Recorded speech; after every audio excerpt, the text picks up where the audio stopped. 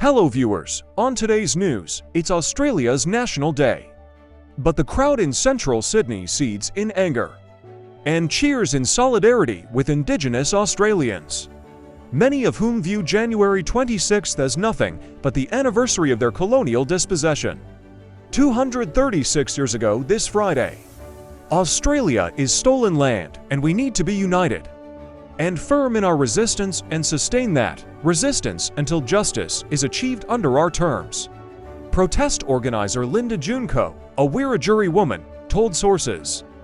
The Sydney crowd is diverse, and it's replicated in Australian cities nationwide.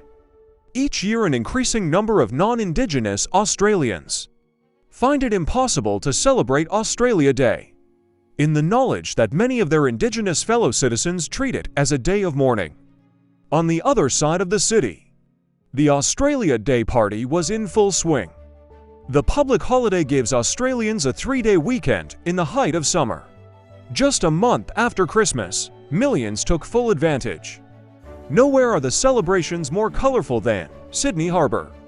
The city's iconic yellow and green ferries were decked out in Australia Day regalia to take part in the annual race across the very same water that British Royal Navy officer Arthur Phillip crossed in 1788, planting the British flag at Sydney Cove to proclaim the new colony on January 26th.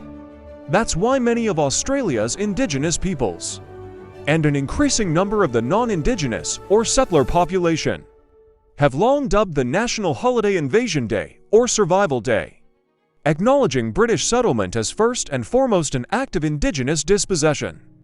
This year, the often toxic argument over the colonial past and continued disadvantage for Indigenous people has taken on a new dimension. It's the first Australia Day since voters rejected a proposal to acknowledge the nation's first people in its constitution.